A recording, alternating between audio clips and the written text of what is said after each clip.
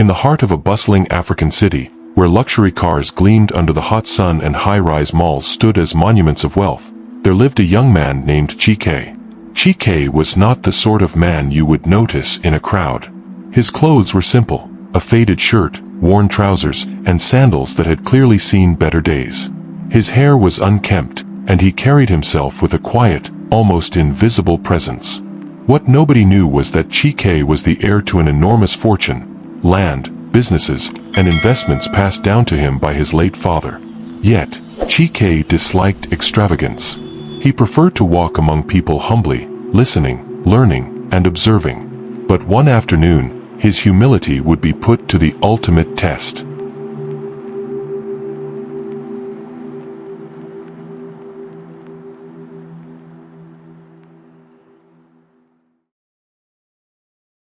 The city's most famous luxury mall, Golden Heights, was alive with activity. Expensive perfumes lingered in the air, gold-plated elevators shone like mirrors, and the hum of wealth buzzed through the hallways. Inside one of the top-floor boutiques, a place known for selling watches, jewelry, and garments worth more than most people's yearly salary, stood attendants in sharp suits, their eyes always scanning for worthy customers. When Chike entered the store, dressed in his faded shirt and sandals, the air seemed to shift.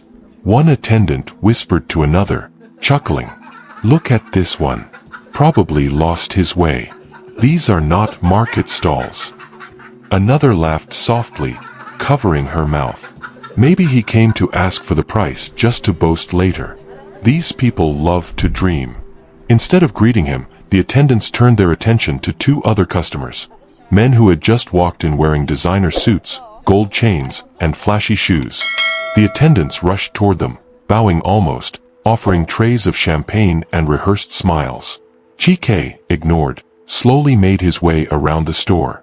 He looked carefully at the shelves, the glass cases filled with watches that glittered like stars, and the rows of clothing made from the rarest fabrics. Minutes passed, and not a single attendant approached him. When finally one did, it was with a sneer. "Young man," the attendant said, blocking his path, "these items are expensive. You cannot touch them unless you are buying. If you're just looking, please don't disturb." Chike nodded politely. "I understand. I only wish to see the collection of watches." The attendant sighed dramatically, then muttered under his breath, "As if you could afford even the strap." Meanwhile, the two flashy men were being treated like kings. Attendants brought out the finest watches, diamond-studded rings, and silk robes. The men laughed loudly, pretending to weigh their options.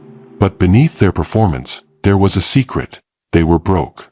They had borrowed clothes, borrowed jewelry, even borrowed a car just to look important. They had no intention of buying anything. As the attendants wasted time on the pretenders, Chike quietly walked to the farthest corner of the shop where a glass case displayed a limited edition wristwatch. Its face was carved with ancestral symbols, its strap made of rare leather, and its price tag was not even shown, only the words, "Price on request." Chike stood there for a long moment, admiring it. Finally, he spoke. "Excuse me. I would like to buy this watch." The attendant who had earlier mocked him almost choked with laughter. "You buy this? Do you know how much it costs? Over $1 million. Please, don't waste our time." Chike looked at him calmly. "I am not wasting time. Call your manager." Annoyed, the attendant fetched the manager, a middle-aged man with sharp eyes. The manager, too, judged Chike's clothes before his words. "Young man, we don't give prices of such rare items to everyone. Please, unless you are serious." But before he could finish, Chike pulled out a sleek leather wallet and from it a platinum card. The moment the manager saw it, his expression changed. He knew this was not a regular card. It was the kind used by billionaires, backed by banks that never questioned a transaction. Within minutes, silence fell across the boutique. The attendants watched in disbelief as the manager personally opened the glass case, placed the $1 million watch on a velvet tray, and handed it to Chike with trembling hands. Chike tried it on, turning his wrist slightly. The watch gleamed against his simple shirt, but somehow, it looked right at home. "I'll take it," he said. He handed the platinum card over. The payment went through instantly. No questions asked.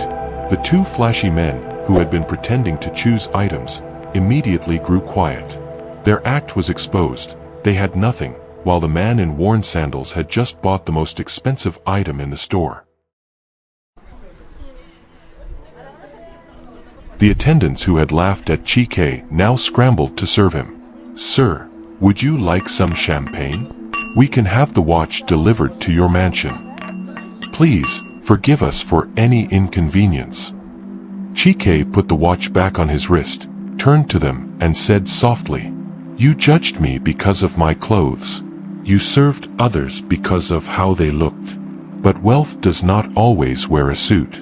Respect is free. You should give it to everyone, not only those you think can pay." With that, he walked out of the boutique, leaving the attendants ashamed, the pretenders exposed, and the lesson clear. Never judge a man's worth by his appearance.